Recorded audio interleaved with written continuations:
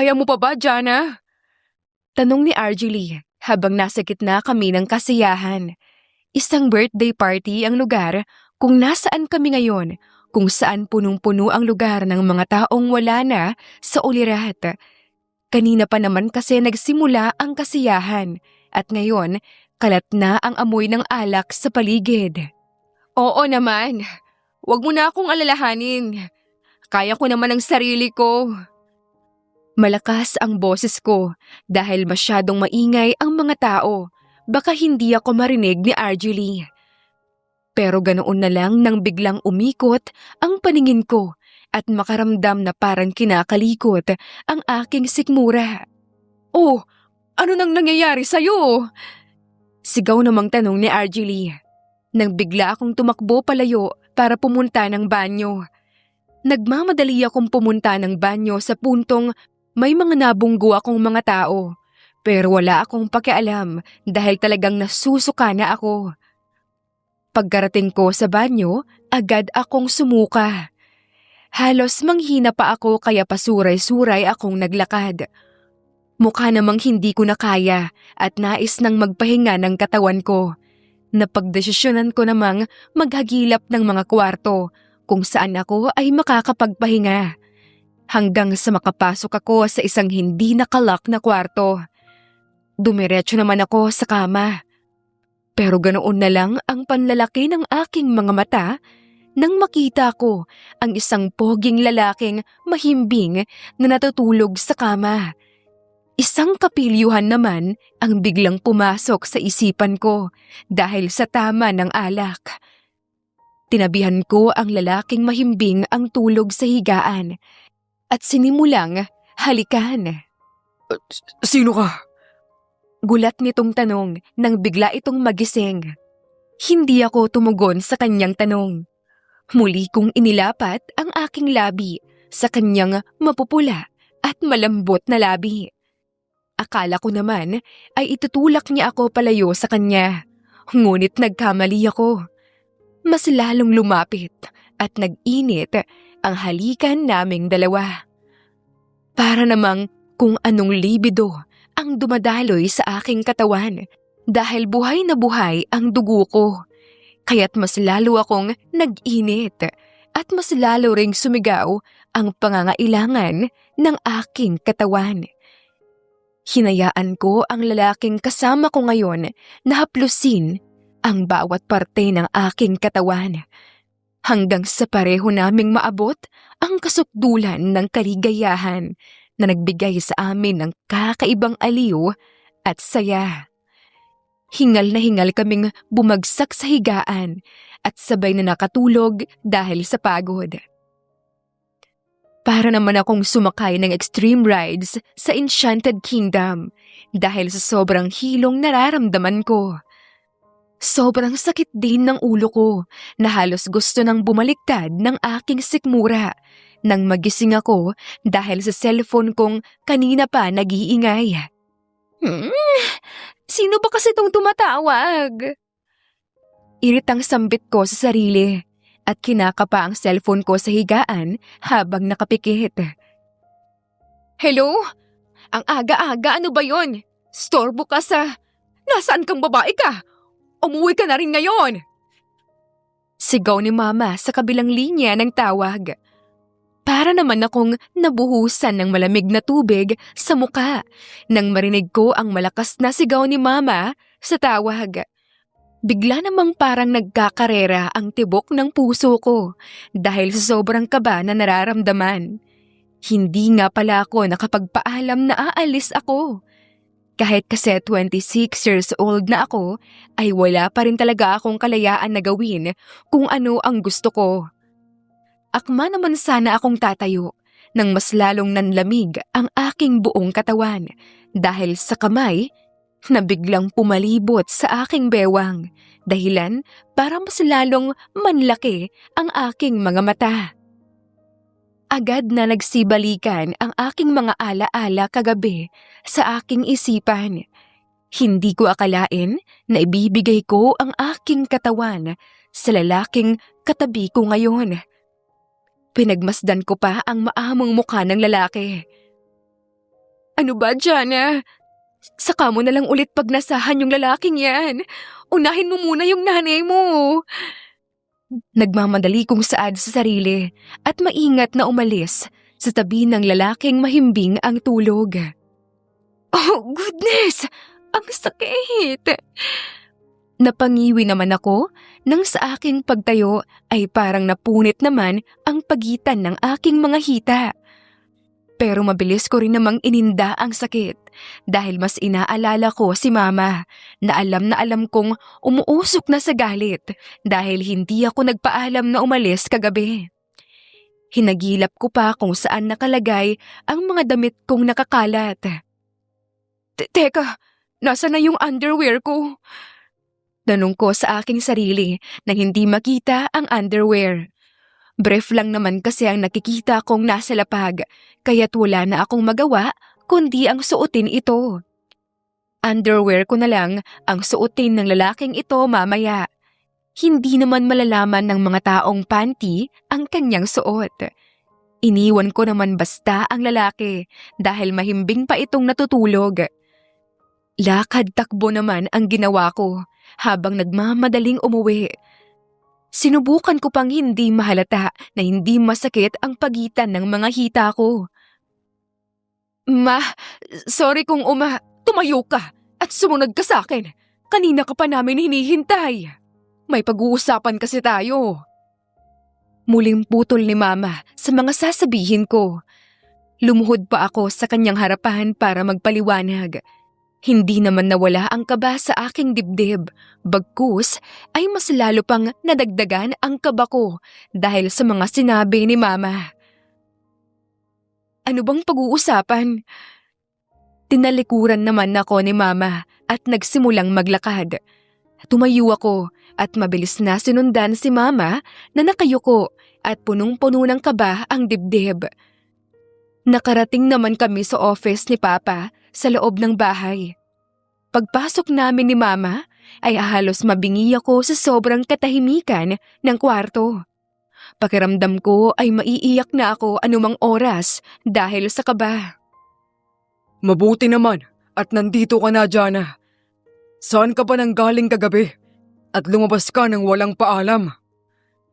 Seryosong tanong ni Papa. Birthday po kasi ng kaibigan ko kaya napilitan po akong pumunta. Uuwi naman po sana ako kagabi pero nakatulog ako.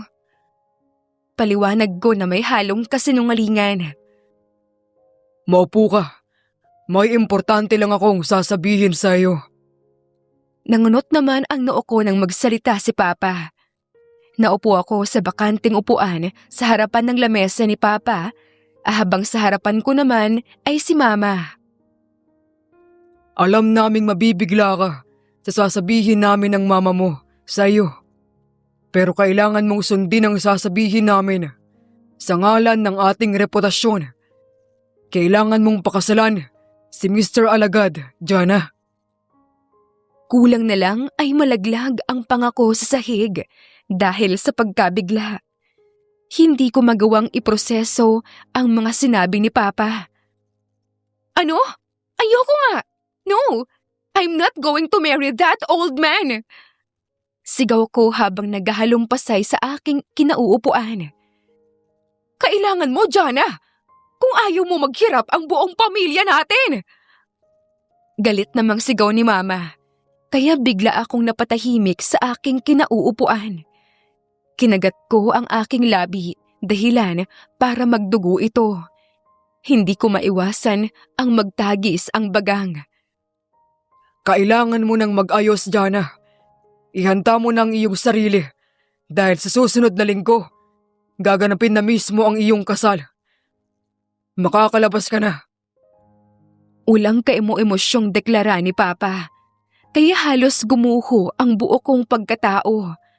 Nagtatagis ang mga ngipin ko nang lumabas ako ng opisina ni Papa. Ayokong maikasal kay Mr. Alagad. Ayokong matali sa isang matandang uugod-ugod na. Hindi ko kailangan ng Papa de Asukal. Mas lalong hindi ko makakayanan ang magkaroon ng asawang senior na. How could they do this to me? Forcing me na ikasal sa isang matandang lalaki para lamang maisalba ang reputasyon ng pamilya namin.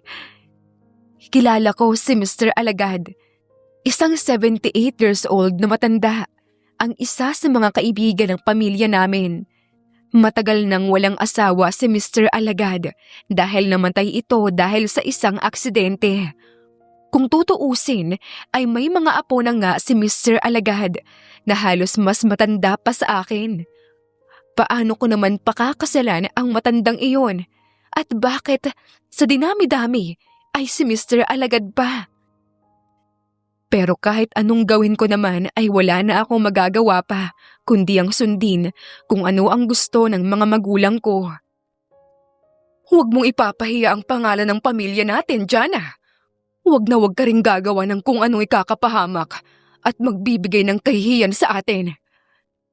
Bilin ni Mama habang inaayusan ako ng makeup artist para sa kasal ko mamaya. Patago naman akong napairap sa hangin dahil kay Mama. Ang reputasyon talaga ng pamilya namin ang pinakamahalaga kesa sa kanilang sariling anak. Walang mababakas na kahit na anong emosyon sa mukha ko nang malapit nang magsimula ang kasal dahil ang pagdating ko na lang ang kanilang hinihintay. Nakakuyom akong nakatayo sa harapan ng simbahan. Sari-sari ang tumatakbo sa isipan ko. Isa na roon ang tumakbo sa kasalang ito. Nang magbukas ang pinto ng simbahan, lahat sila sa akin ang naging tingin. Ganoon na lang ang pagkunot ng aking noo nang makita ko ang isang lalaki sa harapan ng altar na nakatalikod sa akin. Hindi ito mukhang matanda at mukhang binata pa. Nakita ko naman si Mr. Alagad pero hindi ganito ang kanyang postura. Hanggang sa makalapit ako sa lalaking naghihintay sa akin sa altar at mas lalo kong napagtanto na hindi nga ito si Mr. Alagad. Pero sino ang lalaking ito? Ikaw? Ano ang ginagawa mo rito? Gulat kong tanong sa lalaki nang humarap ito. Sabay na nanlaki ang aming mga mata nang makilala ang isa't isa. Gayon din ay mabilis ding nawala ang ekspresyon ng lalaki sa harapan ko at napalitan ng ngisi. Sadyang mapaglaro talaga ang tadhana, ano? Hindi ba? Sinong mag-aakala na muli na naman tayong magtatagpo matapos mo akong iwanan at gawing parausan? Nakangising saad ng lalaki. Hanggang ngayon naman ay hindi ko pa rin maunawaan kung papaanong ang lalaking ito ang pakakasalan ko. Huwag kang magpanggap na biktima. Ginusto mo rin naman yun, di ba? Puno ng sarkasmo kong sambit. Hindi na muli itong nakapagsalita nang tumikhim ang paring magkakasal sa aming dalawa. Bigla tuloy nawala ang plano kong tumakbo at iwanan ang seremonyang ito dahil sa lalaking nasa aking tabi ngayon. Hindi ko naman maintindihan ng pari kung ano ang mga pinagsasabi niya. Ang utak ko ay masyadong lutang para unawain pa ang mga sinasabi nito. Hanggang sa matapos ang kasal, isang malalim na buntong hininga naman ang kumawala sa bibig ko. Alam kong ngayon lang kayo nagkita sa mismong kasal ninyo. Maraming salamat at tinanggap mo ang alok naming ikasal ka sa anak naming ito na si Jana. Malaki ang utang na loob namin sa inyong pamilya. Alagaan mo ang anak namin. Ikaw naman, Jana, huwag kang gagawa ng kung anong kalokohan. Gampanan mo ang pagiging asawa mo. Bungad ni Papa sa amin matapos ang kasal. Hindi naman mawala-wala ang ngiti sa labi ni Mama at Papa dahil nagtagumpay sila sa kanilang misyon. Napairap naman ako nang wala sa oras. Apo, Tyrone. Alagaan mong mabuti ang asawa mo, ha? Naway magkaroon kaagad kayo ng anak at nang magkaapo na ako sa tuhod. Singit ni Mr. Alagad at sabay-sabay naman silang nagtawanan. paano nila nasisikmurang tumawa?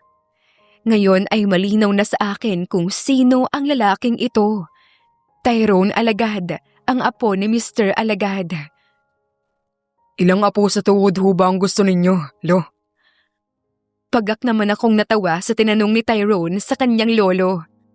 Nagbibiro ba siya? As if naman na magkaanak kaming dalawa. Basta ako kahit 2 apo okay na sa akin. Singit naman ni Mama kahit hindi naman ito ang tinatanong. Nangangati naman na ang paa ko at gusto nang makaalis sa lugar na to. Oo nga pala, nakahanda na rin ang bahay ninyong 2, Joanna. Naroon na rin ang lahat ng mga gamit mo. Simula ngayon, doon ka natitira kasama si Tyrone. Halos manlaki naman ang mga mata ko dahil sa sinabi ni Papa. What? No way! Ayoko! Sa tingin ko, ang asawa ko'y pagod na. Kaya mauna na ho kami para masimulan na namin ang paggawa ng apo ninyo. Masuka-suka naman ako dahil kay Tyrone, habang mas lalo namang lumawak ang ngiti ng mga magulang ko. Hindi na ako nakapagsalita pa dahil bigla na akong hinigit ni Tyrone paalis sa simbahan. Ano ba? Bitawan mo nga ako! Hindi ako aso para kaladkarin mo!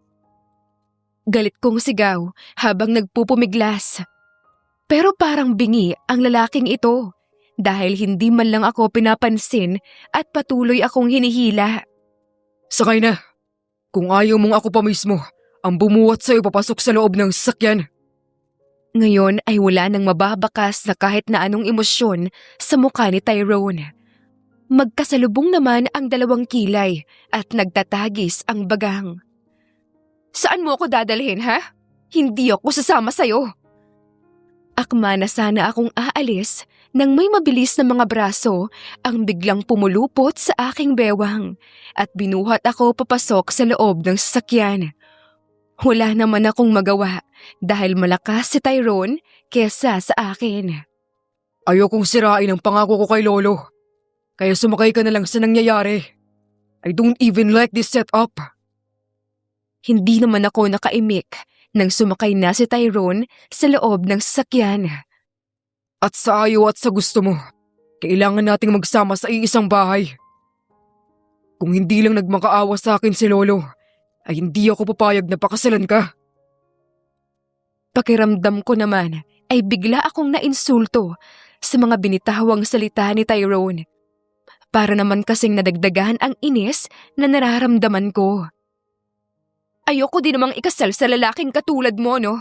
Dapat talaga tinuloy ko na lang yung plano ko kaninang tumakas eh. Aaminin ko na kaya hindi natuloy ang plano ko ay dahil kay Tyrone. Hindi ko alam na parang pumabor ang puso ko na siya ang lalaking pakakasalan ko. Then bakit hindi mo ginawang tumakas? Para wala ka ng problema ngayon. Mabilis namang pinaharurot ni Tyrone ang sasakyan. Napaerap naman ako sa kawalan at sumandal sa bintana. Ilang minuto lamang ang lumipas nang biglang huminto ang sasakyan sa tapat ng isang 2 palapag na bahay. Walang kahit na anong pasabi si Tyrone na umalis ng sasakyan at naglakad papasok sa loob. Normal na bahay lang ang disenyo ng bahay, hindi gaano kaenggrande at tamang-tama lamang. I only have one rule sa ating 2. Yun ay ang walang pakialamanan ng buhay. May sarili akong buhay, may sarili kang buhay. Hindi porke kinasal na tayo at may nangyari na sa ating 2. Ibig nang sabihin nun, ay aakto na tayong mahal na natin ang isa't isa. Arranged marriage lang to. Isa pa, ibang babae ang gusto ko at nais pakasalan. Bungad sa akin ni Tyrone nang pagpasok ko sa loob ng bahay. Pababa ito ng hagdan at dala ang susi ng kanyang sasakyan. Tingin ko ay ibang susi ng sasakyan ang hawak niya. Wala rin naman akong pakialam sa'yo, kaya gawin mo ang gusto mong gawin. May sarili din naman akong buhay, as if din naman na magustuhan kita. Never! Mapakla akong ngumiti at nilagpasan si Tyrone para pumunta ng kusina. Kanina pa kasi ako nagugutom. Sa'yo na yung kotse na sinakyan natin kanina. Pahabol na sambit ni Tyrone bago tuluyang umalis. Hindi naman na ako lumingon at nagsalita pa. Aanhin ko rin naman ang sasakyan na yon. Hindi naman ako maalam magmaneho. Nang tuluyang makaalis si Tyrone, humigpit ang pagkakahawak ko sa baso ng tubig. Bakit ba ako naaapektuhan ng mga sinabi niya kanina? Umiling-iling ako para iwaksi ang kung anumang nasa isipan ko. Kinabukasan ay mahina akong napaungot nang magising ako mula sa pagkakatulog. Mahigit 1 buwan na rin pala. Simula nang ikasal kami ni Tyrone at magpahanggang sa ngayon ay hindi ko pa nakikitang muli ang lalaking iyon. Nang araw ng kasal namin ay ang huling araw na nakita ko siya. Pero maigi na rin yon dahil wala akong kahati sa loob ng bahay at nagagawa ko kung anuman ang gusto ko. Pero nahihirapan naman ako kapag bumisita rito si Mama at tinatanong kung nasaan si Tyrone. Nagsisinungaling lang ako na busy pa ito sa kanyang trabaho o di kaya ay may lakad pa ito. Nangunot naman ang aking noo nang makarinig ako na parang may tao sa kusina. Pababa ako ng hagdan, dahan-dahan dahil baka kung sino na ang pumasok sa loob ng bahay. Mabilis kong dinampot ang flower vase at tinanggal ang laman nito. "Anong ginagawa mo sa bahay ko?" Sigaw kong tanong sa lalaking nakatalikod at nagluluto habang nakatutok sa kanya ang hawak-hawak kong flower vase. Bahay mo? Sa pagkakaalam ko, ay bahay nating dalawa ito. Isang pamilyar na boses naman ang umalingaw-ngaw sa aking tenga. At nang makita ko ito, nanlaki naman ang aking mga mata. Kasabay nun ay ang paglaglag ng flower vase sa aking kamay. Paano ba naman, kitang-kita ko sa aking harapan ang magandang pangangatawan ni Tyrone. Wala itong saplot na pang-itaas. Para namang nag-init ang baligid bigla. Ano ang ginagawa mo rito? Takang tanong ko, sabay tingin sa basag na flower vase sa paahan ko. Bakit? Wala na ba akong karapatang pumasok sa bahay ko? Seryosong tanong ni Tyrone. Akma namang magsasalita pa ako nang harangin na ni Tyrone ang iba ko pang mga sasabihin. Don't move. Baka masugatan ka pa ng mga bubog na nakakalat sa paahan mo. Mabilis namang lumapit sa akin si Tyrone na may 2 walis at dustpan. Hindi ako nakaimik nang dahan-dahan niyang pulutin ang mga basag na piraso ng vase at winalis. Aga-aga, nambasag ka pa ng mga gamit. Napakagat-labi naman ako dahil kay Tyrone. Hindi ko maunawaan kung bakit ganito kabilis ang pintig ng puso ko. Pero alam kong dahil kay Tyrone kung bakit ganito ang nararamdaman ko. Napadagdag pa sa tibok ng dibdib ko ay ang topless na katawan ni Tyrone sa harapan ko. Hindi ko akalain na ganito kainit ang bubungad sa aking harapan. Ano pang tinatayo-tayo mo riyan? Hindi kita bubuhatin, paalis riyan. Wala nang pasag na bubog. Pwede ka nang gumalaw. Kasabay ng pagtatagis ng aking bagang ay ang pag-irap ko sa hangin. Pansin ko naman na 2 plato ang inihanda ni Tyrone sa lamesa at isa-isang isinalansan ang mga pagkain. "Pwede bang magsuot ka ng damit? Ang sakit kasi sa mata eh." Saad ko na tila ay nasusuka na sa kanyang katawan. Pero ang totoo ay gustong-gusto kong titigan ang katawan niya. Ay, ang dami mong arte. Umupo ka na lang at kumain. Iniwasan ko naman na mapangiti sa kanyang sinabi dahil doon ko nakumpirma na para sa akin ang isang plato na kanyang inihanda. Ayoko namang mag-assume na para sa akin ngayon. Malay ko ba na baka mamaya may iba pala siyang bisita na hinihintay. Hindi naman na ako umimik. Hindi ako sanay na nandito siya sa bahay. Pero may ibang saya akong nararamdaman dahil nandito siya. Para naman kaming nasa loob ng simbahan habang kumakain dahil sobrang tahimik naming dalawa. Tila mo ay walang gustong sumira ng katahimikan. Nang matapos naming kumain, ako na ang naghugas ng plato. Pero hindi ako hinayaang gawin iyon ni Tyrone. Inagaw niya sa akin ang ginagawa ko, kaya't nagpunta na lang ako ng sala para maglinis. Akala ko ay aalis rin kaagad si Tyrone at hindi mananatili ng matagal. Pero nagkamali ako. Matapos akong maglinis kasama si Tyrone, naupo ako sa sala at binuhay ang TV para makapagpahinga. Nakita ko namang lumabas ng bahay si Tyrone kaya inakala kong aalis na ito. Pero makalipas ang ilang minuto, isang basket ang daladala ni Tyrone at ipinatong iyon sa lamesa na nasa harapan ko. Mamaya ka na magpahinga. Tambak ang mga labahan natin dito. Tulungan mo ako maglaba. Hinablot naman ni Tyrone ang basket na sa wari ko, mga damit niya, at dinala sa likod bahay para maglaba. Sumunod naman ako sa kanya. Maalam ka ba maglaba? Tanong ko nang makarating ako sa likod ng bahay. Pansin ko naman na nalipat pala rito ni Tyrone ang washing machine dahil masyadong masikip sa loob ng banyo. Hindi. Ikaw? Balik niyang tanong kaya't napakamot naman ako ng ulo. Kagatlabi naman akong sumagot habang nahihiya. Hindi rin eh. Hindi naman makapaniwalang tumingin sa akin si Tyrone. What the? Paano mo nilalabhan ang mga damit mo? Hindi ka man lang ba tinuruan kung paano maglaba?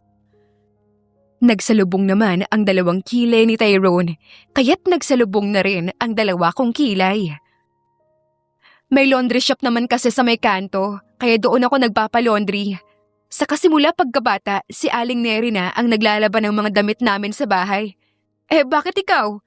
Hindi ka rin man lang ba tinuruan kung paano ang maglaba, aber? Taas noong saad ko habang pinandidilatan siya. Halata namang nagpipigil ng galit si Tyrone at kinokontrol ang kanyang emosyon. Isang malalim na buntong hininga ang pinakawalan niya sa hangin at muling bumaling sa akin ang kanyang atensyon. So, paano natin lalabhan ng mga ito? Ha? Lumapit naman ako sa mga labahan at isa-isang tiningnan ang mga ito. Ewan ko din. Madali lang naman siguro yan. Ilalagay lang natin sa washing machine tapos bleach para matanggal ang dumi. Hindi naman umimik si Tyrone. Kinuha niya naman ang hose ng tubig at pinuno ang loob ng washing. Ito ba ang ilalagay para pagtanggal ng dumi? Dumako naman ang tingin ko sa hawak ni Tyrone. Isa iyong bote na kulay puti at may tatak na super rocks. Ito nga siguro yon. Nakalagay naman dito sa instructions na panglagay sa damit. Pinanood ko naman si Tyrone na buksan ang laman ng super rocks at binuhos ang lahat ng laman nun sa loob ng washing. Sunod namang nilagay nito ay ang isang buong powder. Ilalagay na ba natin tong mga makukulay na damit? Tumango naman siya kaya sabay naming ipinasok sa loob ng washing dekolor naming mga damit at sinimulan na itong paikutin. Para saan naman to? Isang transparent na plastic bottle naman ang hawak ngayon ni Tyrone. Kulay asul ito at may tatak na downy. Binuksan ni Tyrone ang downy at muling binuhos sa mga damit na nasa loob ng washing.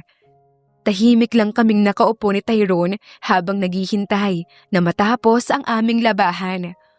Wala naman gustong manira ng katahimikan. Kuya, matagal pa po ba matapos yan? Tanong ko sa nagbabantay ng laundry shop. Opo, ma'am. Sabi ko po kasi sa inyo, bumalik na lang po kayo mamaya para kuhanin tong mga damit ninyo. Sagot ni kuyang nagbabantay ng laundry shop. Isang malalim na buntong hininga naman ang kumawala sa akin nang muli kong maalala ang nangyari kanina at kung paano kami napunta ni Tyrone dito sa laundry shop. Lahat ng mga damit ko ay namuti. Kumupas din ang mga dekolor matapos naming labhan ni Tyrone. Imbes na luminis, mas lalong naging dugyot ang labahan namin. Kaya wala kaming ibang pagpipilian kundi ang pumunta sa laundry shop para magpalaba.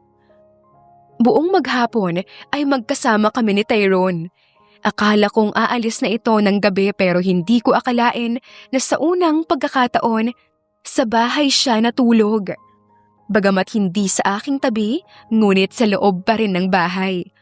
Kung tutuusin, ay nakakapanibago ang magkaroon ng kasama rito sa bahay. Nasanay na kasi ako na palagi na lamang mag-isa. Hindi ko alam kung ano ang nasa isip o kung ano ang tumatakbo sa isipan ni Tyrone dahil mahigit 2 linggo na itong umuuwi sa bahay. Pakiramdam ko tuloy ay ganap ko na ang pagiging asawa dahil matapos ang buong araw na trabaho ni Tyrone ay inaasikaso ko ito sa kanyang pagdating. May trabaho din naman ako pero hindi naman ganoon kabigat. I'm actually a freelance writer kaya nasa bahay lang din ako buong maghapon. Sa ganoong setup naming dalawa, hindi ko na napigilan ang mas lalong mahulog kay Tyrone. Oo, aaminin kong matagal na akong nahumaling kay Tyrone. Sa araw pa lang ng aming kasal. Pero sinubukan kong pigilan ang aking nararamdaman.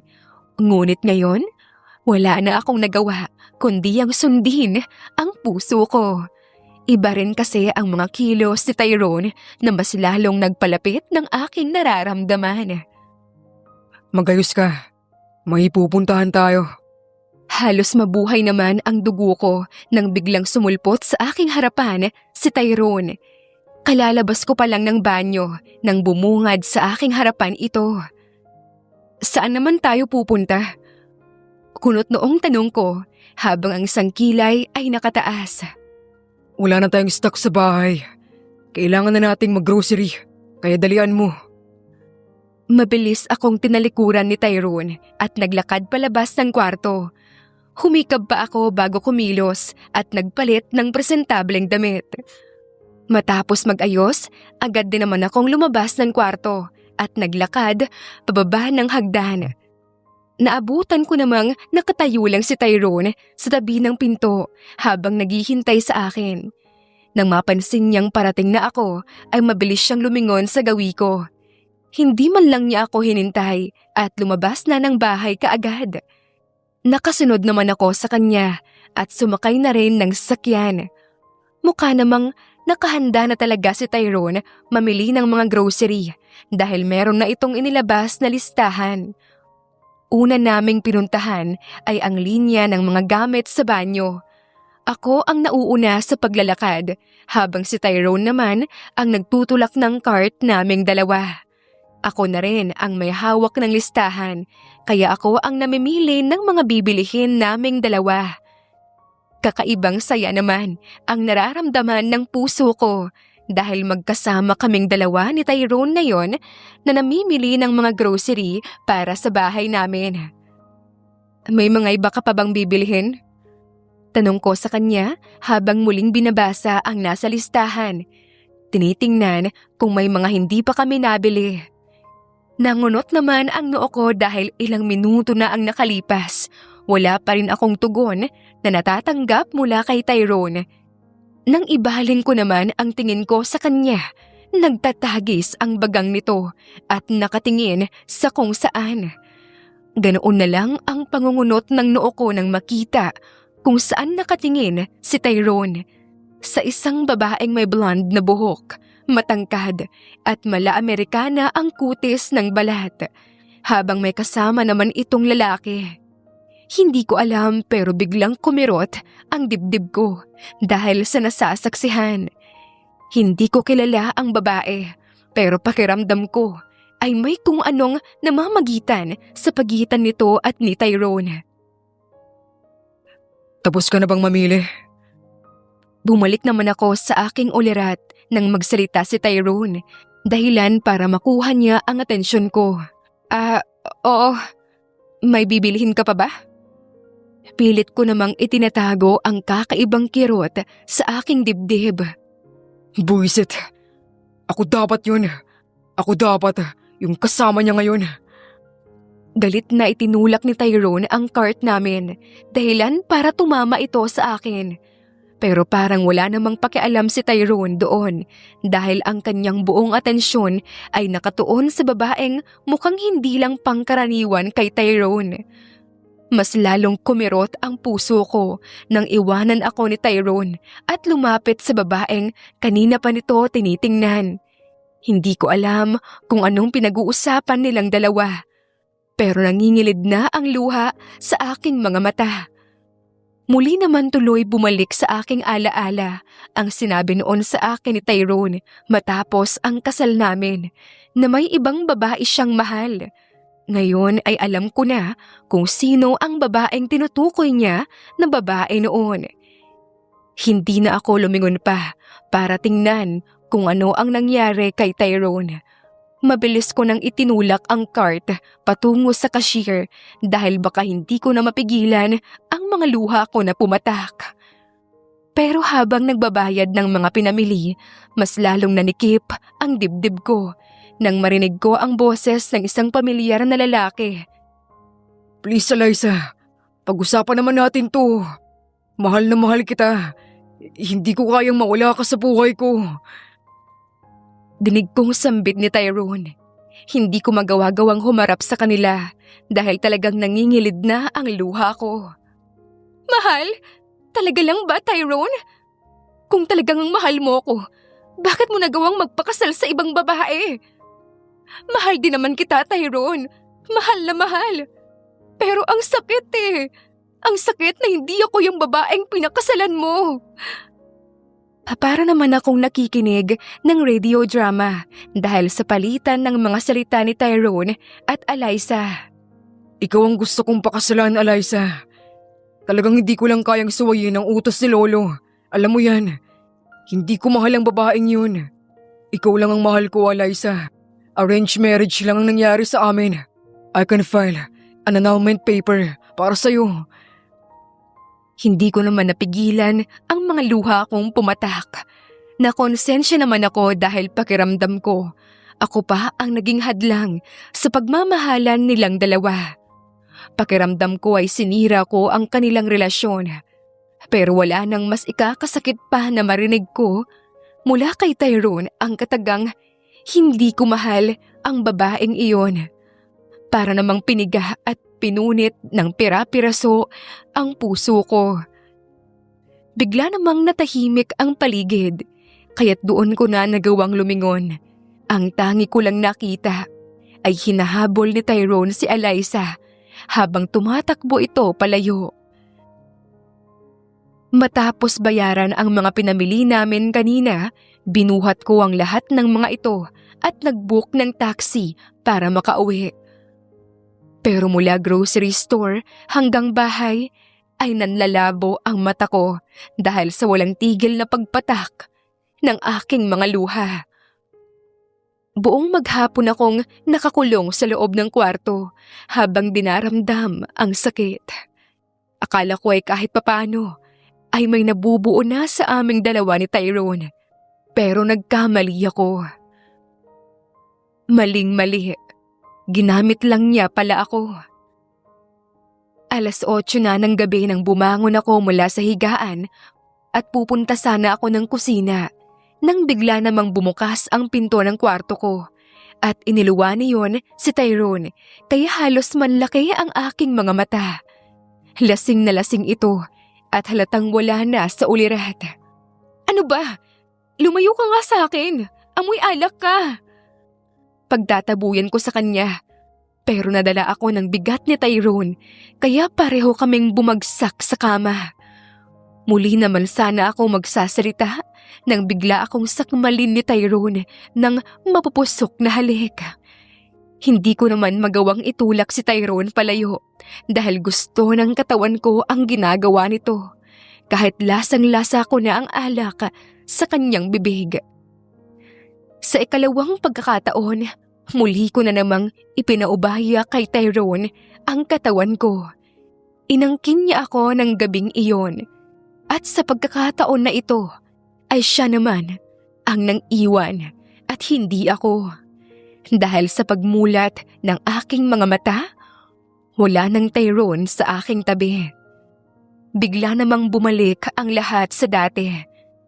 Hindi na sa bahay umuuwi si Tyrone, kaya ako na naman ulit mag-isa sa bahay na ito. Masyado akong nahulog kay Tyrone sa puntong hirap na akong ibangon muli ang sarili ko. Sa loob ng ilang mga linggo, para makalimot, itinuon ko ang aking sarili sa pagsusulat.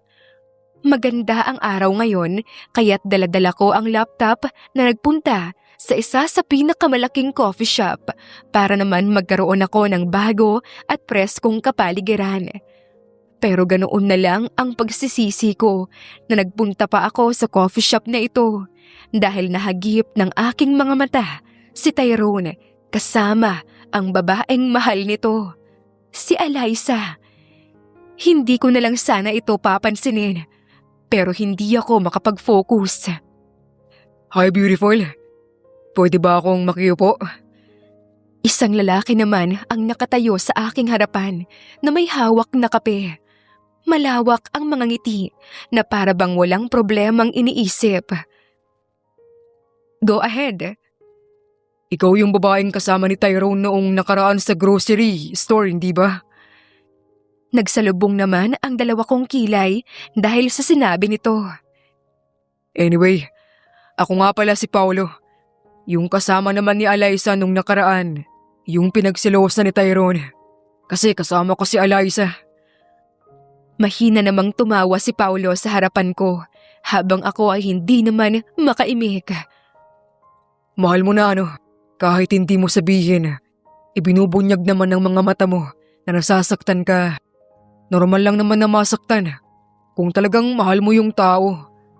Pero huwag mong ibubuhos ang sarili mo ng buo. Magtira ka naman para sa sarili mo. Dahil ang sarili mo, hindi ka niya naiiwan. Lagi mong kasama, parang ang Panginoon. Palagi kang pinapahalagahan. Kaya Jana, pahalagahan mo rin ang sarili mo. Para namang may kung ano na yumakap sa aking puso dahil sa mga sinabi ni Paolo. Aga-aga pinapaiyak mo ko. Umalis ka nga sa harapan ko. Naiiyak na natatawa kong biro habang pinupunasan ang mga luha ko. Pareho naman kaming natawa ni Paolo. Mas maganda sa'yo kapag nakangiti ka. Bagay na bagay sa'yo. Napairap naman ako sa hangin dahil sa pagiging bolero ng lalaking ito. Ay, ewan ko sa'yo. Nakangiti kong sambit. Ang sarap pala sa pakiramdam ang muling makangiti na alam mong masaya talaga ako. Oh, Paolo? Nandito ka rin pala. Sino naman yung kasama mong babae? Bigla namang nawala ang ngiti ko at napalitan ng kaba nang marinig kong nagsalita si Alyssa, napapalapit sa table naming dalawa ni Paolo. Pansin naman ni Paolo ang pagiging balisa ko, kaya inabot nito ang kamay ko para ako ay pakalmahin. Huwag kang matakot na humarap. Ipakita mong kaya mo. Ipakita mo na hindi ka apektado. Ipakita mong matatag ka. Ipakita mo kung sino ka. Para talagang mahika ang mga salita ni Paolo. Dahil sa kanyang mga salita ay nagkakaroon ako ng kumpiyansa sa sarili at lakas ng loob. Si Jana nga pala. Isa sa pinakamagandang dilag sa balat ng lupa. Pagpapakilala sa akin ni Paolo, kaya't natawa naman ako dahil sa ginawa nito. Bumungad naman sa akin ang nakangiting mukha ni Alyssa. Saka ito kumaway at bumati. Oh, hi Jana. Nice to meet you. Bati ni Alyssa, kaya't ngumiti ako pabalik at bumati. Nagagalak din akong makilala ka. Sambit ko, pero hindi inaasahang mahagip ng aking mga mata si Tyrone. Hindi ko alam pero nakaramdam ako ng kilabot sa kanyang mga tingin.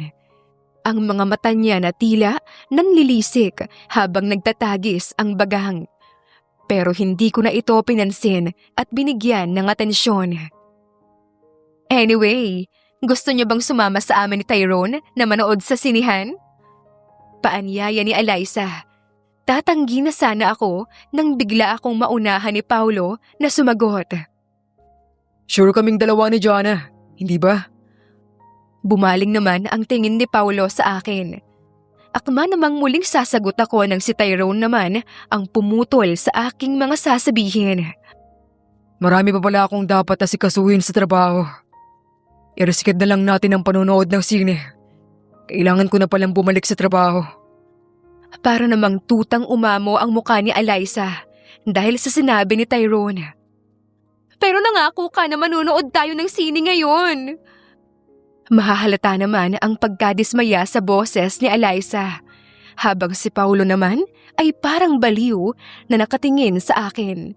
Kumindat-kindat pa na hindi ko naman alam kung para saan. Pwede naman tayong manood sa ibang araw. May kailangan lang talaga akong gawing importante. Wala namang nagawa si Eliza kundi ang sumang-ayon sa sinabi ni Tyrone.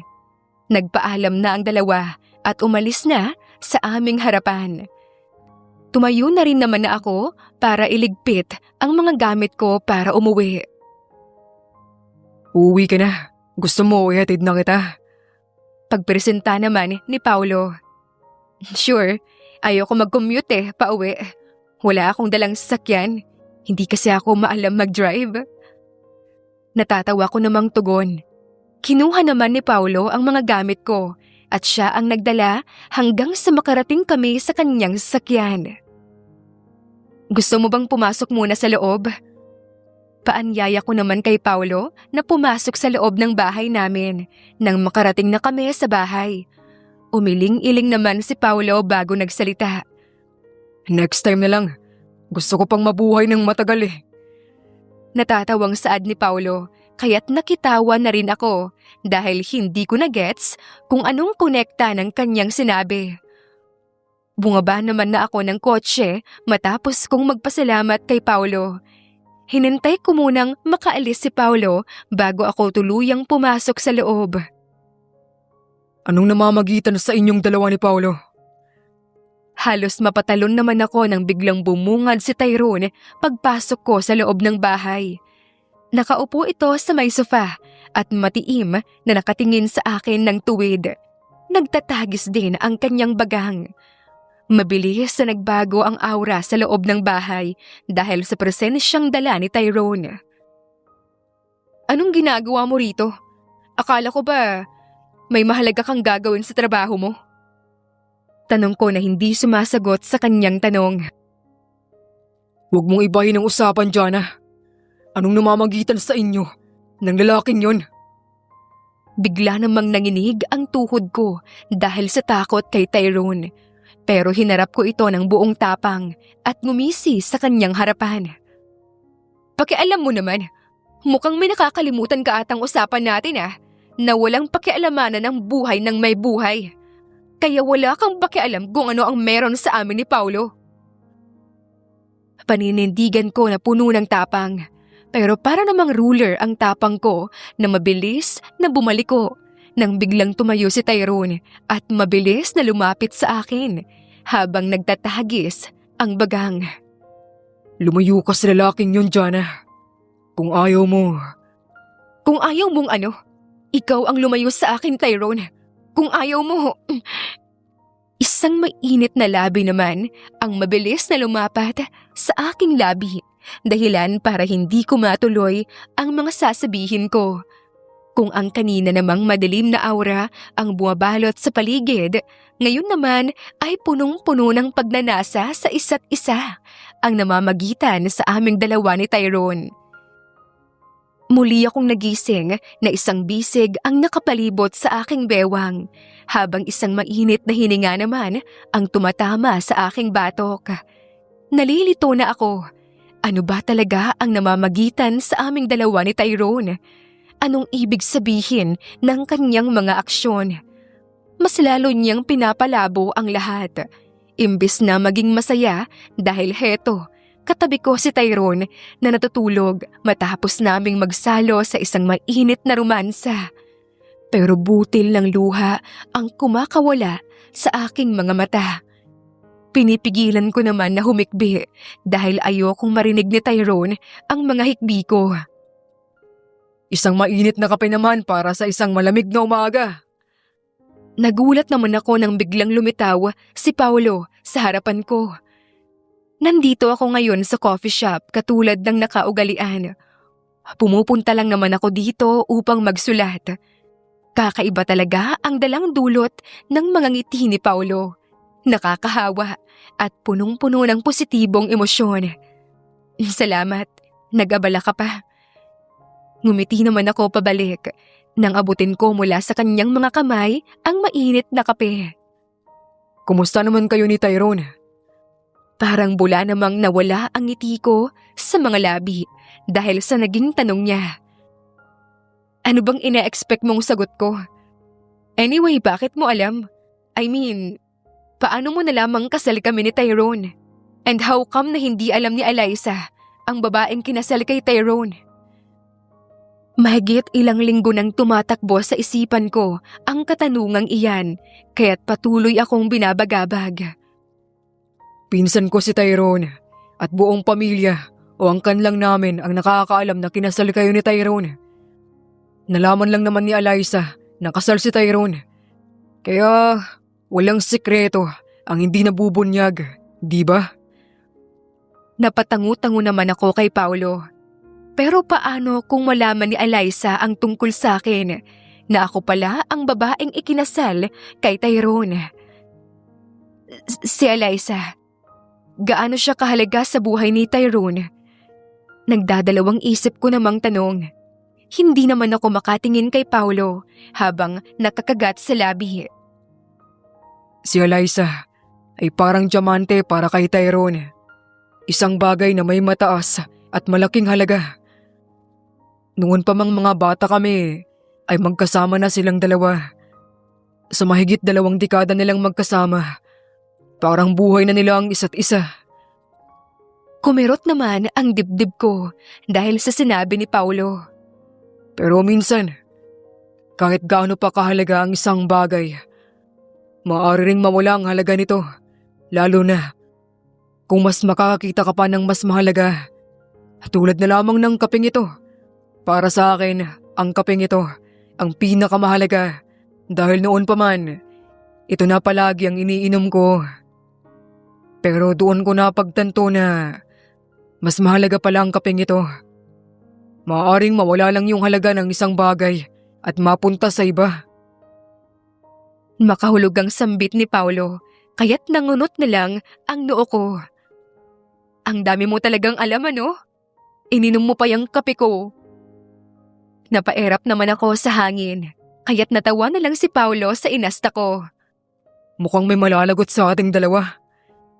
Nangunot naman ang noo ko kay Paolo dahil sa mahinang sinabi niya.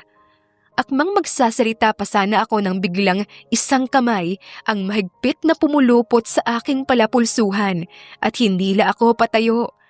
Napangiwi pa ako dahil medyo masakit ang ginawa ng lalaking ito sa akin. Anong ginagawa mo rito kasama yung lalaking yan? Nagtatagis ang bagang na tanong ni Tyrone. Nagulat pa ako dahil anong ginagawa ng lalaking ito rito sa coffee shop. Mukha namang mag-isa lang siya at hindi kasama si Eliza. Ano ba, Tyrone? Bitawan mo nga ako! Nasasaktan ako! Pagpupumiglas ko habang nasasaktan sa kanyang mahigpit na pagkakahawak. Pero parang barado na ang kanyang tenga sa aking mga daing. Teka, nasasaktan na si Jana sa hawak mo. Shut up! Galit na sigaw ni Tyrone kay Paolo, dahilan para mapatigil ito sa pagsasalita. Pansin ko namang nakuha naming tatlo ang atensyon sa buong paligid, dahilan para pagtinginan kami ng mga tao. Bitawan mo nga ako! Hindi ka ba nahihiya? Pinagtitinginan na tayo ng mga tao dito! Inis kong sigaw para makawala kay Tyrone. Pero isang mapang-asar na ngisi lamang ang kumawala sa kanyang labi. Nahihiya? Ikaw ba? Hindi ka nahihiyang makipag-date sa lalaking to habang kasal ka na. Hindi ko akalain na ganyan ka palang klase ng babae. Bago pa masabi ni Tyrone ang isang salita na sana ay ibabato niya sa akin, isang malakas na sampal kaagad ang pinadapo ko sa pisngi niya. Dahilan para lalong magtagis ang kanyang bagang at bitawan ang kamay ko. Sige ano, ituloy mo. Sabihin mo kung anong klaseng babae ako. Pero bago mo ako sabihan ng kung ano sa harapan ng maraming tao, alamin mo muna kung anong klaseng lalaki ka. Saka, ano bang pakialam mo kung may iba akong kasamang lalaki, ha? Bakit? Nakialam ba ako sa'yo habang kasama mo si Eliza? Halos ibuhos ko na ang lahat ng mga sama ng loob ko kay Tyrone. Nawala naman sa aking isipan na kami ay nasa pampublikong lugar. Utang na loob, Tyrone. Huwag mo nang gawing komplikado pa ang lahat.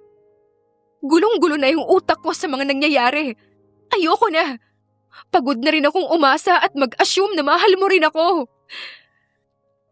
Halos mapaus na ang boses ko dahil sa panghihina. Nanlalabo na rin ang aking paningin dahil sa patuloy na pagdaloy ng mga luha ko. Isang mainit na palad naman ang lumapat sa pisngi ko para patuyuin ang aking mga luha. Kasabay noon ay isang mainit na labi ni Tyrone ang dumampi sa labi ko. Ipinikit ko naman ang aking mga mata kahit na gustong-gusto ko nang itulak si Tyrone palayo sa akin. Subalit, isang tinig naman ng babae ang biglang nagsalita sa likuran namin. Tyrone, anong ibig sabihin nito? Mabilis namang naghiwalay ang labi naming dalawa ni Tyrone at natuon ang aming atensyon kay Eliza na kararating lang. Hindi makapaniwala at nangingilid ang mga luha sa kanyang mga mata. Eliza. Bulong na tawag ni Tyrone sa babae. Mabilis namang tumalikod si Eliza at takmang tatakbo na palayo nang magsalita ako. Sandali! Subukan mong umalis! Sigaw ko para mapahinto si Eliza at muling humarap na luhaan ang mata. Moment ko to! Bakit ikaw ang aalis? Dapat ako ang mag-walk out, hindi ba? Saad ko at mabilis na kinuha ang mga gamit ko at agad na naglakad paalis nang hindi lumilingon. Dinig ko pa rin ang habol na tawag sa akin ni Paulo. Hindi ko na pinag-abalahan pang lumingon. Hindi ako tumungo sa bahay namin ni Tyrone o kahit nasa totoong bahay namin dahil baka kapag umuwi ako roon, pagalitan lang ako ni Mama. Sa halip ay nagtungo ako sa kondo ni Argely, isa sa mga maaasahan kong kaibigan. Ay pusa kang minulto! Nanlalaki ang mga matang sigaw ni Argely nang buksan nito ang pinto ng kondo niya at makita ang mukha ko. Kagulat naman yung itsura mo.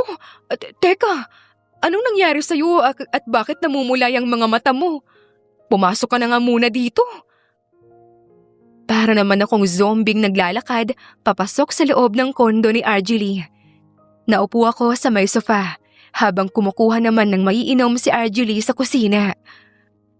Pwede bang dito muna ako kahit sandali?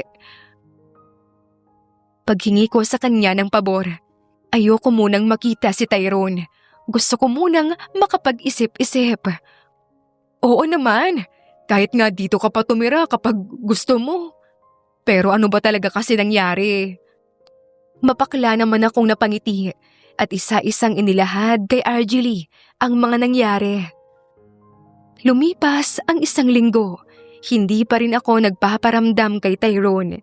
Minsan nga ay sumasagi rin sa isipan ko na kung hinahanap niya rin kaya ako o nag-aalala ba siya kung nasaan ako. Pero alam kong malabo. Paniguradong kasama nito ngayon ang babaeng mahalaga sa kanya. Sino pa nga ba? Di si Eliza. Isang malalim na buntong hininga ang kumawala sa akin habang nakahiga ako sa may sofa dito sa loob ng kondo ni Argely. Maraming salamat talaga, Argely, sa pagpapatuloy mo sa akin. Hindi naman pwedeng magtagal ako dito ng sobrang tagal. Kailangan ko rin namang bumalik at harapin ang problema ko. Sapat naman na siguro na ang isang linggo na pamamahinga ko. Makakayanan ko ng muling harapin si Tyrone. Naku, walang anuman. Anytime. Pwedeng-pwede kang bumalik dito. Ngumiti naman ako at humalik sa kanyang pisngi bago ako naglakad palabas. Nag-book na lang ako ng taxi para mabilis akong makauwi. At nang makarating na ako sa bahay, agad na sumalubong sa akin ang tahimik na kapaligiran. Ano bang ina-expect ko? Na nasa loob si Tyrone at mataimtim na naghihintay sa akin? Umiling-iling na lang ako dahil sa aking kahibangan at naglakad papasok sa loob ng bahay. Nakabibinging katahimikan ang bumalot sa akin pagpasok ko pa lamang. Halata namang walang ibang tumira rito sa loob ng 2 linggo dahil sobrang linis ng buong bahay. Hindi nagalaw ang mga gamit simula nang huli ko itong makita. Nagtungo naman ako sa kwarto para makapagpahinga. Buong maghapon ata ay nasa loob lang ako ng kwarto at natutulog. Bumalik ka. Akala ko hindi mo na ako babalikan. Bulong ng isang malalim na boses sa tenga ko habang nasa kalagitnaan ako ng mahimbing na pagtulog. Mabilis ko namang iminulat ang aking mga mata nang maramdaman ko ang isang mainit na bisig na pumapalibot sa bewang ko at mahigpit akong niyakap. Ano ba yung ginagawa mo, Tyrone? Sinubukan ko namang umalis sa higaan. Ngunit, mas lalo lamang humigpit ang mga yakap sa akin ni Tyrone. Pagod ako galing sa trabaho, please. Gusto kong magpahinga, kayakap ka. Hindi ako nakagalaw dahil sa sinabi niya. Parang 1,000 paru-paro naman ang lumipad sa aking tiyan. Kasabay noon, ang mabilis na pagdagundong ng dibdib ko. Gaya ng gusto ni Tyrone, hinayaan ko itong mamahinga sa aking tabi. Damang-dama ko naman ang mainit niyang mga yakap sa akin. Napuno ng katahimikan ang buong kwarto. Akala ko ay nakatulog na si Tyrone, ngunit bigla naman itong nagsalita. 2 linggo kitang hinintay na umuwi sa akin. Akala ko wala ka ng balak na uwian ako at si Paulo na ang gusto mong uwian. Hindi ako nakaimik sa kanyang sinabi. Tanging ginagawa ko lang ay ang pakinggan ang kanyang mga sinasabi. Pero panira naman ng moment ang tiyan ko dahil bigla na lamang itong kumulo dahilan para mabasag ang pagitan naming dalawa ni Tyrone. Hindi ka pa yata kumakain. Tara sa baba, ipagluluto kita. Mabilis naman siyang tumayo at hinila ako patayo hanggang sa makababa kami ng kusina. Naupo naman ako habang pinapanood ko itong magluto ng kakainin naming dalawa. Sa tansya ko ay mahigit 20 minutes ata akong naghintay bago maghain si Tyrone ng mga pagkain sa lamesa. Hindi ka ba nagugutom? Ayaw mo bang kumain? Takang tanong ko sa kanya dahil pinapanood lamang niya akong kumain. Nakaramdam tuloy ako ng hindi pagkakomportable dahil may nanunood sa akin na kumain. Mamaya na ako kakain. Kasi kumakain pa. Yung kakainin ko mamaya. Bigla namang namula ang pisngi ko dahil kay Tyrone. Hindi ko naman maiwasang mapairap sa hangin dahilan para matawa si Tyrone. Biglang naglaho ang ekspresyon sa aking mukha nang ma-realize ko kung ano ang aking nasaksihan. Sa unang pagkakataon, nakita ko mismo si Tyrone na tumawa na ako ang dahilan. Para namang tumalon ang puso ko dahil sa kakaibang saya na nararamdaman. Pwede bang wag mo na akong panoorin na kumain? Hindi kasi ako komportable. Sure, ako na lang ang panoorin mo mamayang kumain. Habang kinakain kita. Kinindatan pa ako ni Tyrone. Pansin ko naman na hindi nawawala ang malaking ngiti sa mga labi niya. At sa ikalawang pagkakataon, muli na naman akong napairap. Ang buong akala kong biro niya na hindi niya talaga gagawin at mananatiling biro ang mga sinabi niya. Ngunit nagkamali ako. Halos mawala ata ako sa aking sarili na ulirat habang pinapalasap sa akin ni Tyrone ang tunay na kalangitan. Pagod na pagod ako dahil parang wala atang balak na tumigil si Tyrone sa pag-angkin sa akin.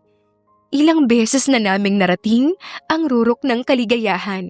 Ngunit punong-puno pa rin si Tyrone ng lakas na muli na naman akong angkinin. Habang ang katawan ko ay parang bibigay na sa pagod dahil sa kakaibang performance ni Tyrone ngayong gabi sa kama. Nagising naman ako na wala na si Tyrone sa aking tabi.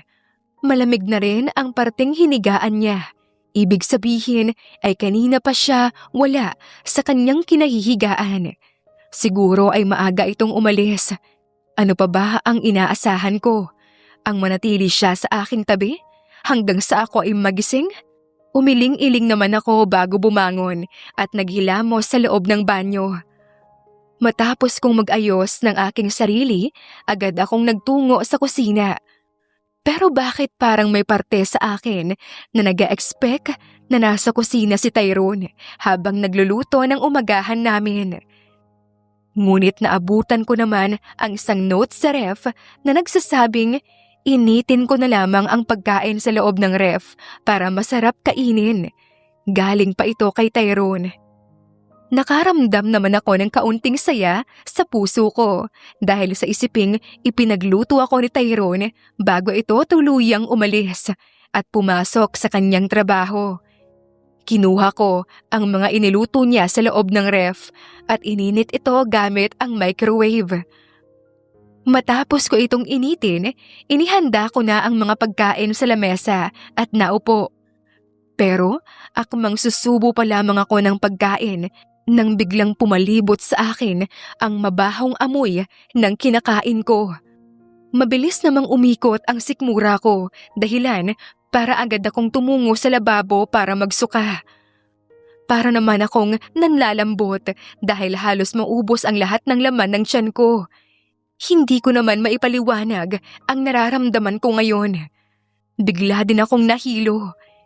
Akma ko na sanang itatapon ang mga pagkaing iniluto ni Tyrone nang magkakasunod namang doorbell ang umalingaw-ngaw sa loob ng bahay. Kasabay nun ay ang pangungunot ng noo ko. Wala naman akong inaasahang bisita ngayon na. Magkasalubong ang dalawang kilay na naglakad ako patungo sa pinto para buksan iyon. Ma? Pa? Ano ang ginagawa niyo rito? Mr. Alagad, ano pong sadya niyo rito? Takang tanong ko dahil nandito silang tatlo na magkakasama. Nilakihan ko naman ang bukas ng pinto upang papasukin sila sa loob. Mukhang inaalagaan ka ng apo ko ng mabuti, iha. Tingnan mo yung pangangatawan mo. Mukhang tumataba ka. Papuri ni Mr. Alagad habang si Mama pinagmamasdan ang kabuuan ng katawan ko.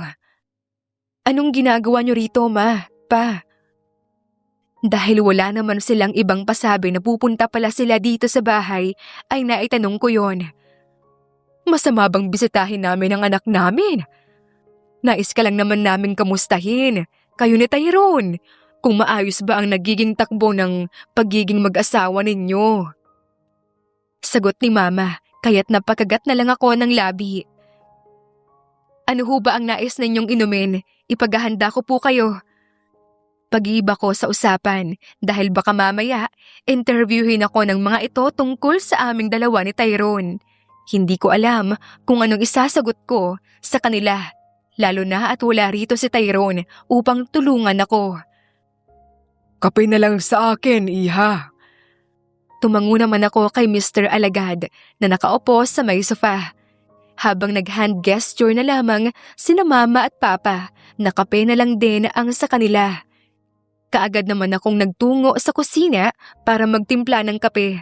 At nang matapos, narinig ko naman ang tawanan nilang tatlo nang makarating ako sa sala at isa-isang pinamigay ang kanilang kape. Nasaan ang asawa mo, anak? Bakit ikaw lang ang nandito? Tanong ni Papa. Sinenyasan naman ako ni Mama na umupo para samahan sila.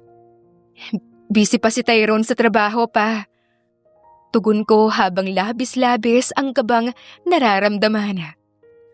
Tawagan mo ang apo ko. Nais naming makausap kayong dalawa. Ngayon, iha. Utos naman ni Mr. Alagad, kaya't mas lalo akong namutla dahil wala akong phone number ni Tyrone. Paano ko tatawagan ang lalaking iyon? Kinuha ko naman ang cellphone ko para kunwaring tawagan si Tyrone. Pero bago ko pa man gawin ang binabalak ko, biglang bumukas ang pinto ng bahay at pumasok doon si Tyrone. Para naman akong nabunutan ng tinik sa lalamunan nang magtama ang mata naming dalawa. Oh, nandito ka na pala, Tyrone. Mabuti naman. Halika at samahan mo kami rito, apo. Bungad naman ni Mr. Alagad sa apo niyang si Tyrone. Hindi naman maalis-alis ni Tyrone ang tingin niya sa akin, habang ako ay todo iwas. Kumalabog din ang aking dibdib nang umupo si Tyrone sa aking tabi. Humalimuyak naman ang kanyang amoy sa aking ilong. Good morning po, tito, tita. Sa inyo rin, holo. Bati niya sa mga ito nang maupo siya sa aking tabi. Good morning din, iho. Mukhang nagiging mabuti ang samahan ninyo ng anak ko, ah. Mabuti naman kung ganon, dahil naparito kami upang pag-usapan ng isang bagay. Hindi naman sa pagmamadali o minamadali namin kayo ng anak ko. Pero kasi mahigit ilang buwan na simula nang ikasal kayo ni Jana. Ang hinihiling lang naman namin ay ang magkaroon ng apo mula sa inyong dalawa. Si Tyrone naman ay kumindat sa akin at nginitian ako pagkarinig ng sinabi ng magulang ko. Makakaasa po kayo. Mamayang gabi rin ay sisimulan na naming umpisahan ang hiling ninyo. Hindi makapaniwalang tumingin naman ako kay Tyrone habang nakanganga. Nabalot naman ng tawanan ang buong sala dahil kay Tyrone. Mabuti kung ganon. Pagsang-ayon naman ni Papa kay Tyrone. Nagkaroon pa ng kaunting usapan silang apat, habang ako ay tahimik lang naman na nakikinig sa kanilang usapan. Hanggang sa magtanghalian, sabay-sabay kaming kumain. At matapos kumain, sa wakas, umalis na rin sina Mama at Papa. Kaya kaming dalawa na lamang ang naiwan ni Tyrone sa bahay. Ako na dyan. Magpahinga ka na lang muna. Baka hindi mo kayanin mamayang gabi. Ang gagawin ko sa'yo kapag napagod ka ngayon. Inagaw naman ni Tyrone ang mga hugasing plato sa mga kamay ko at pinatabi ako. Hindi ko naman pinansin ang mga sinabi niya dahil sanay na ako sa kamanyakan ng lalaking ito. Alam mo ba na darating ang lolo mo at mga magulang ko ngayon kaya ka umuwi kanina? Curious kong tanong dahil kanina pa yan tumatakbo sa isipan ko. Yeah. Sinabi sa akin ni Paolo na umalis si Lolo sa bahay para pumunta rito. Mabilis na lumipas ang mga araw habang may kakaiba naman akong napapansin sa aking sarili. Kada umaga ay nararanasan kong makaramdam ng pagsusuka. Palagi ring sumasakit ang ulo ko. At hindi na rin ako nakakapagsulat dahil namamayani sa akin ang antok, kaya't mas pinipili ko na lamang ang matulog. Isa pa sa napapansin ko ay ang pagiging addicted ko sa pabango ni Tyrone, sa puntong hindi ako makatulog hanggat hindi ko naaamoy ang kanyang pabango. Alam kong hindi normal ang mga symptoms na nararanasan ko. Hindi naman ako mangmang at walang alam sa ganitong klase ng mga sintomas. Isa pa, ilang linggo na akong hindi dinadatnan at malakas rin ang kutob ko dahil hindi rin naman kami gumagamit ni Tyrone ng contraceptive things kapag nagme-make love. Kaya't napagdesisyonan kong gumamit ng pregnancy test. Hindi naman na ako nagulat sa naging resulta. Bagkus ay mas lalo akong nakaramdam ng takot at kaba. Hindi ko alam kung paano ko sasabihin ang balitang ito kay Tyrone. Isa pa, nagdadalawang isip din ako dahil ano na lamang ang magiging reaksyon ni Tyrone kapag malaman niya na buntis ako. Alam kong biro lang naman ang sinabi niya noon kina mama at papa. Paano na lang si Eliza? Paano na lang ang babaeng pinakamamahal ni Tyrone? Magagawa din bang tanggapin ni Tyrone ang magiging anak namin? Kagagaling ko lang ngayon sa klinik para magpa-check up. Ayoko pa naman ang umuwi. Gusto ko munang makapag-isip-isip. Pero habang naglalakad, nahagip naman ng aking mga mata si Tyrone na pumasok sa loob ng isang jewelry shop. Na-curious ako kung anong gagawin niya roon, kaya't sinundan ko siya sa loob. Mabuti na lamang at nakasuot ako ng sombrero ngayon dahil mainit. Nagsalubong ang dalawang kilay ko nang makita kong bumili si Tyrone ng singsing sa loob ng jewelry shop. Parang kinurot ang puso ko habang nagtatanong sa aking sarili kung para kanino kaya ang singsing na yon. Ayoko na sanang sundan si Tyrone pero may kung anong bumubulong sa akin. Sunod namang pinuntahan ni Tyrone ay flower shop para bumili ng bulaklak. Hanggang sa makapunta ito sa isang restaurant. Hindi na maganda ang kutob ko sa susunod na mangyayari. Pero patuloy pa rin ako sa pagsunod sa kanya. Pagpasok ko sa loob ng restaurant, ilang minuto ko pang hinanap kung nasaan si Tyrone. Pero ganoon na lang ang pagkadurog ng puso ko. Habang hindi ko na nagawa pang pigilan ang luha ko na kumakawala sa aking mga mata. Sa harapan ko mismo, magkayakap sina Tyrone at Eliza habang malaki ang ngiti nilang dalawa sa isa't isa.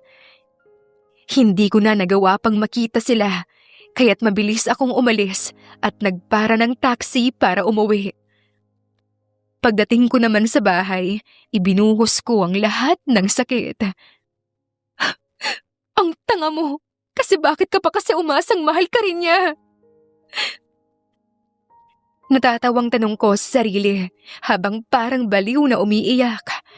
Halos murahin ko na ang sarili ko habang pinagbabasag ko ang mga gamit sa loob ng bahay.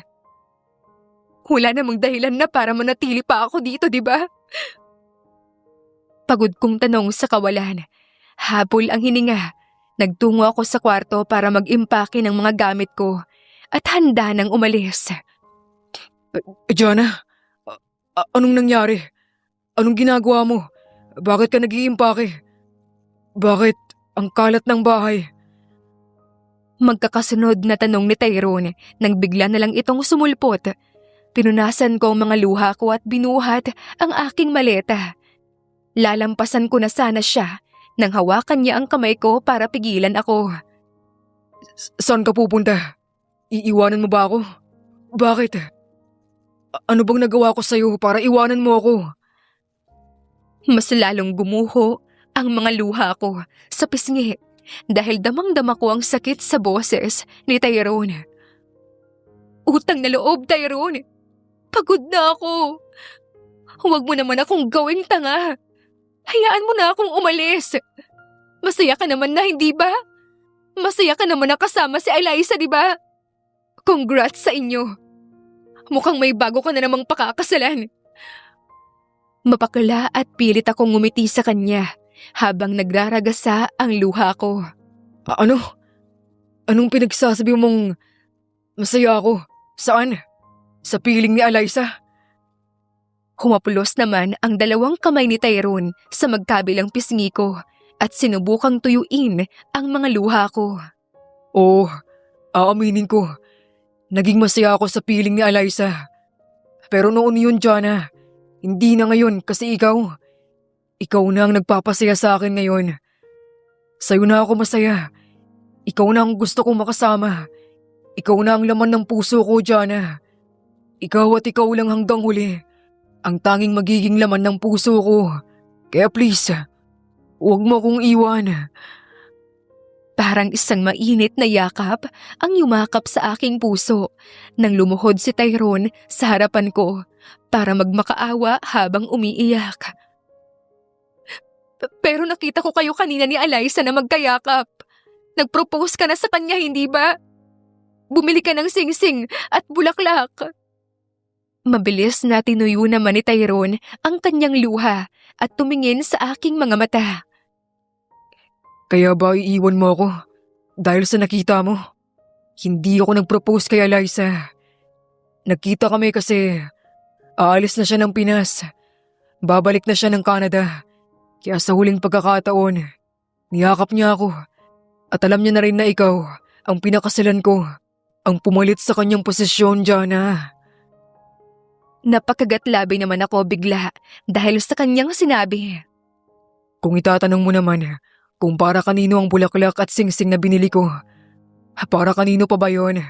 Siyempre sa'yo, Jana. Tumayo si Tyrone at sinuklay ang buhok ko.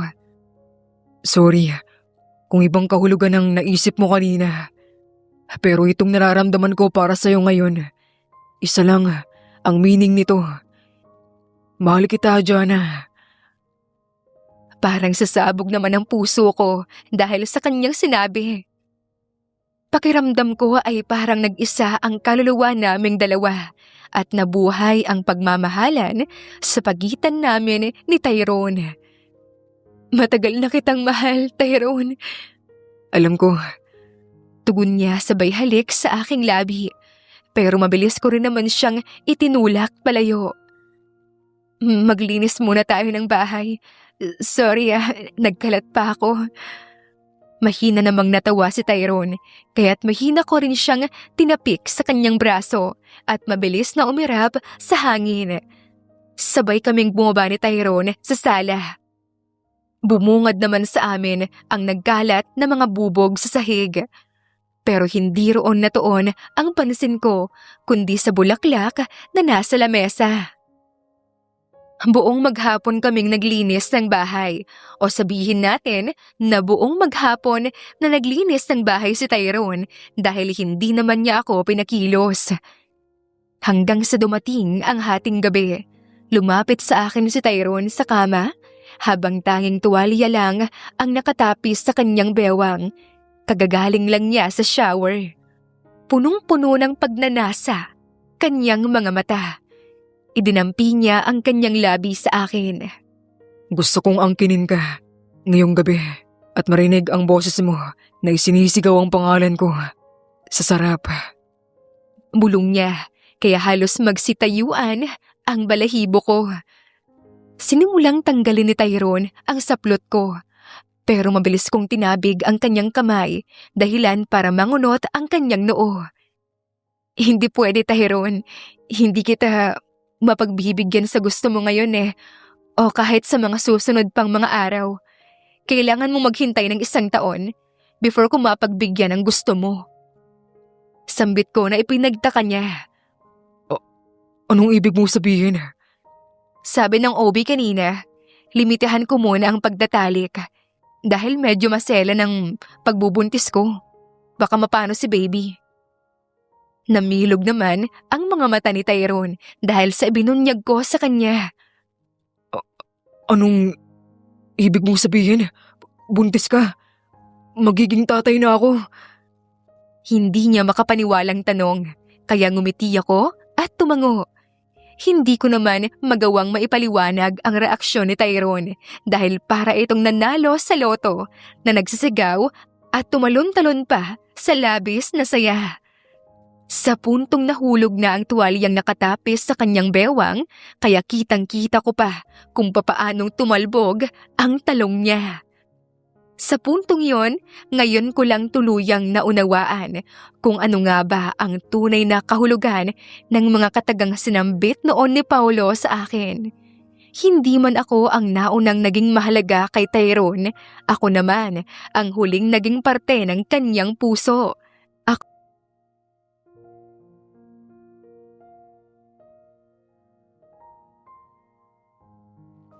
Presbyteros Rose, Maria Evangelista, Eli Evangelista Anderson, Marisa de los Reyes of Saudi Arabia, Conchita Alos Rage, Ana Flor Saico, Christian Fidelino, Judith Castro, Beth Sardina, Jelly Tampos, Fatma Mansul, Senenor Zame, Flor Cabrera of Santa Rosa Laguna, Liliano Bebe,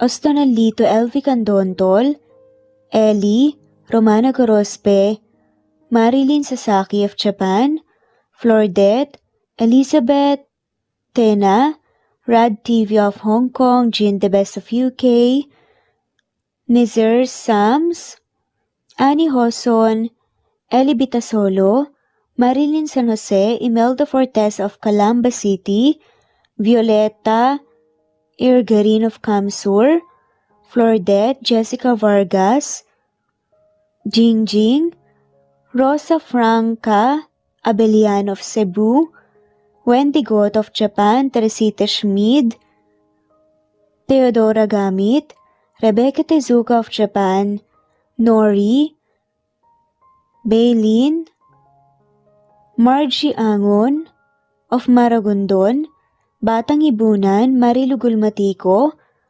Leda Dapito, Geraldine Ana Victoria, Linley of Macau, Marites Nitura, Reynante Salamanya, Pasita Eliazar, Jingjing Nazareno, Gina Monge, Rosemary Vasquez, Mercy Villantes, Freda Reyes, Teresita Loida Gabas, Christian Fidelino, Ellie, Wilma Dargantes, Teresita de los Santos, Teodora Gamit, Rosemary, Romana, Leonisa, Kidim, Jean Debes, Eddie Codillian of Winnipeg, Canada, Flor, Ellie, Emily, Elila, Merlin, Leonisa Azotes, M. Season Vlog, Princess Rocker, Emma Gura, Flora Pasita Eliazar of Ontario, Canada, Eli Bitasolo of Milan, Italy, Carmencita Falcon, Rayland Podadera, Marilu Gulmatico, Imelda, Liliano, Senen, Fatma Mansul, Teodora Gamit, Mercy, Evangeline Zamora, Chabidal, Kinciano Obas, Charlene Cartilla, Sofia Moore, Dumlao of Santiago City, Andrea Taga, Teodoro Roliuki, Ligaya Calvo, Maria Teresa Rosendo Corpin, Ida Rojas, Stephanie Arroyo, Kidim, Bonifacio Quinzon, D. Naitan Canada, Erlenda Heronda of Matanao, Davao del Sur, Leonila Perea of Concepcion Night, Cavite, Elsa Opiane, Presbyteros Fenovares, Ederlina Albiso, Lorna Ayman, Rosemary Vasquez, Leonisa Azotes, Irish de la Peña, Marilyn San Jose, Eli Bitasolo, Senen, Catherine Lacinario, Ronilio, Marisa de los Reyes, Eddie Codillian of Canada, Jean the Best of UK, Teresita, Rebecca Tezuka of Kawasaki, Flora Fest Parung of Batangas City, Ruby Corazon Riera, Elvi Candontol, Naitan Canada, Wilma Dargantes, Annie Hoson,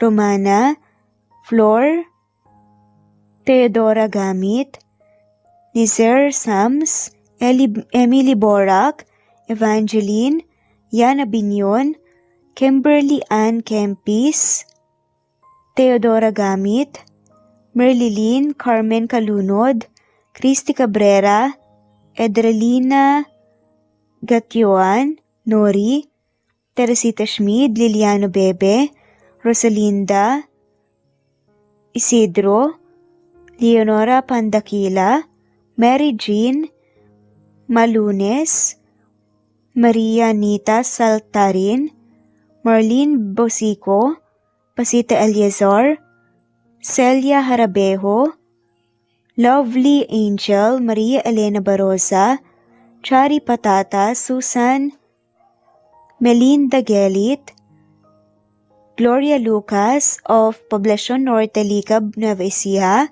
Francis Pilapil from Binganonan, Rizal, Ruby Corazon, Chabidal, Mary Joy Sabaresa, Lebuna Arnel, Angie, Reder, Kinciano Ebas, Lucia Baldo, Ara Adhani, Yamasuka, Evangeline Bautista, Mary Joy, Rodrigo Valerio of Balanga City, Bataan, Rosal, Rosalie, Ana Flor Saico, Carlo Gayorgor, Jelly Tampos, Rosemary Vasquez Presbyteros Rose, Eli Evangelista Anderson, Fe Navares, Ostonalito Catherine, Ara Adhani, Jean the Best of UK, Lily Sales, Rose Mebukadon of Saudi Arabia,